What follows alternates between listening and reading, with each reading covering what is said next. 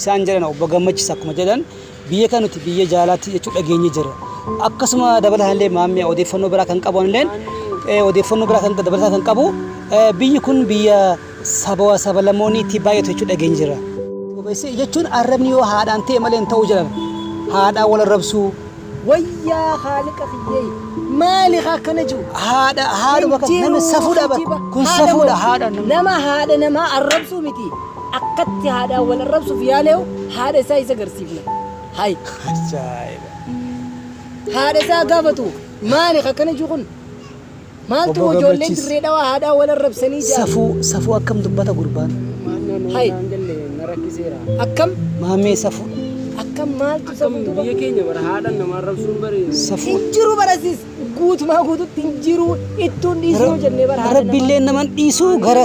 amma innaa dubbatutti bara haadha isaa itti hoona meeqa deddeebistee ta'a hay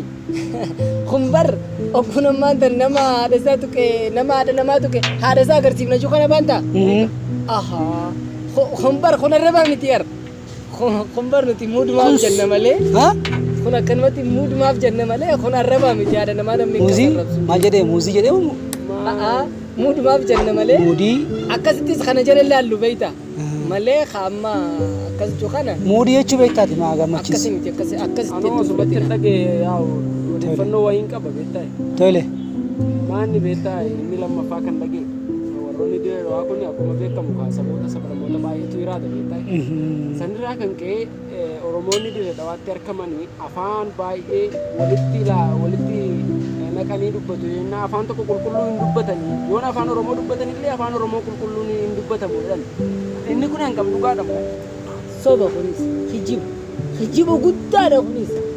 inumaa namni akka ijoollee dirree dhawaatti afaan oromoo haasa'u hin jiru afaan oromoo qofa haasa'u as keessa qofatti miti asii kaasee ilammaa jijjigaa yoo deemnallee iska addisaabaa yoo deemnallee bakka feene yoo deemne nuti bootaa feene yoo deemne afaan oromoo qofa haasa'u ijoollee dirree dhawaa afaan biraa tokko haasa'u taaskii keessa asii bootaa feene bakka takka irraa akkasii deemnu afaan qiliqqilii takka hin qabne afaan biraatti hin dabaallaqamin qulqulluu sanuma qofa haasa'u hijiba kunillee maali afaan akkana haasa'u kanaaf amma dirree dhawaatti afaan oromoo qulqulluun hin dubbatama jechuudha afaan oromoo qulqulluudhaan laal informeeshinaas sheer walii godhaa akka gaariitti jechuu waliifas salaallafna gaariidha malee hijiba kun akkas ogguu dirree dhawaa jaan laal teessuma onaaf ranqallooti artistoota oromoo babbeekamoon handhuurti isaanii asii bakkitti dhalatan iddoolee seena qabeessa garagaraa hambaalee seenaatii jira hoteelan gurguddaa babbareedaa meeqaa jira aadaa fi seenaa oromoo hanga hin qabne tos keessa jira jechuudha obbo Gammachiis baay'ee nuti har'a carroomne jirra nama warra biyya argachuu keenyaafu sitti amma iddoo kanatti dhufnee warra biyyaatiin akkatti wal barree argachuu keenyaaf baay'ee natti carraa guddaa jennee abdanna maamii keenya baay'ee galateeffanna uumaa rakkoon qabu maamii keenya inumaatu walumaan deddeemnee biyyamii daawwachiifte akkam si tola kanaafuu rakkoo takka illee qabu haa hunda isinin gobanyaasisa maamii keenya baay'ee galatoome baay'ee si galatoome tole walumaan taanee gaa hisaaba kana kafallee walumaan taanee mee magaalaa daawwachiifta magaalaa jechuun fakkeenyaaf nuti gaafa dhageenyu dirree dhawaan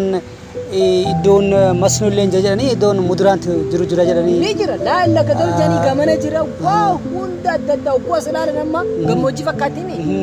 garuu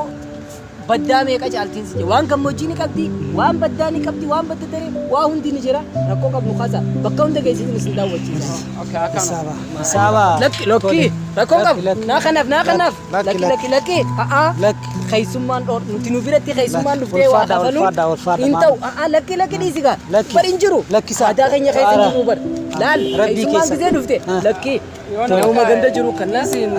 baay'ee galatooma